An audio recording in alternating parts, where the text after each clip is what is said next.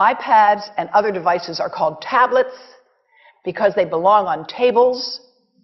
They are tested 20 centimeters away from that big guy that I showed you before.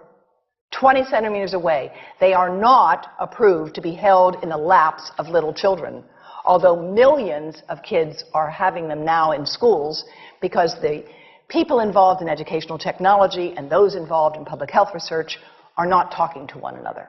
Because if they were, they would understand that you're giving children a two-way microwave radiating device, and if you must give them such a device for learning purposes, put it on airplane mode so that it's not sending and receiving signals as it does otherwise. Now, this is some new modeling, again, that we've developed with colleagues in Brazil, and we can share with you how we've done it.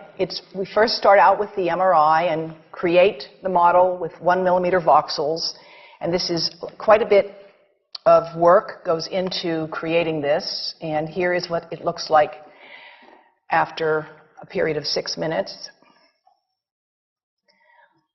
And that's really not as bad as it might look, because you see the red area only gets partway through the eye of the adult, right?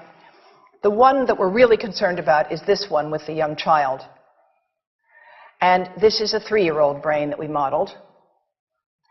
And you see that by the end of that 6-minute call, the peak radiation, yellow and red, is getting all the way into almost both eyes. And again, this is one call, and it's not going to kill anybody. It may not cause any biological effect whatsoever for 1 call, or 2 calls, or 3 calls. But the question is, what's the cumulative impact of this kind of exposure? How do we evaluate it? And I want to show you an example of some of the work that we are doing now that I'm releasing here for the first time. And this is a modeled microwave radiation dose of a 6-year-old with greater levels to the frontal and temporal lobes, eyes and cheek. And watch this here. Now, yellow, white, and red are the hottest, all right? And if you look carefully, you will see it's going into the eye, the nose. Do it again, just so you'll get to see it. And partly into the brainstem. Now, that's just showing you that there's going to be some exposure into that area of a young head. It doesn't tell you that there's any biological effect, right? Now, the next slide is going to show you something that might be of interest to students and faculty here. And that has to do with exposure to the reproductive organs. We call them the gonads. I think you say the testicles. And bone marrow. And look here at the radiation as it gets into the groin area. And that's just from having a mobile phone modeled into the pocket. And this, again, is based on a normalized SAR with I think we had a dipole antenna. Now, the breast. The breast is mostly fat, contains a lot of fluid. Things that contain fat and fluid cook faster in the microwave oven. Now, a cell phone can't cook anything, all right? Mobile phones do not pop popcorn. That was a fraud. They don't make any heat that we know of, otherwise they wouldn't be permitted.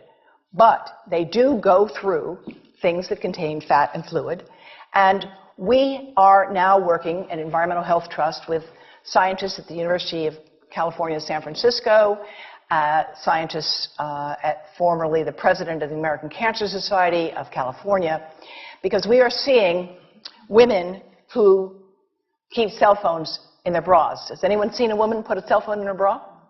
Hands up, please.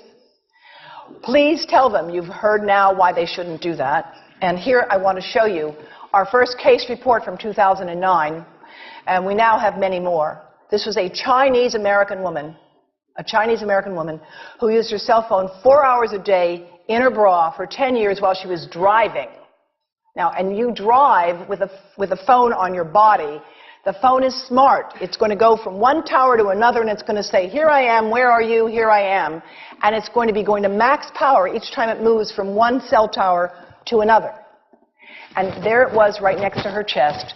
And the tumors that developed right under the antenna of the phone. unusual tumors. But in the meantime, people have a right to know how you can minimize exposure. And again, I think this information is available on our website, will be available on yours. Remember, if you have to give a phone to a child, put it on airplane mode. And think about this.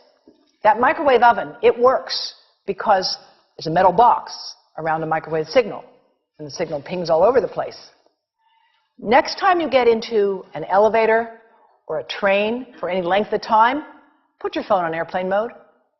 Otherwise, that signal is going all over the place, magnifying and coming back. Keep the mobile phone away from you when it's on and you are asleep.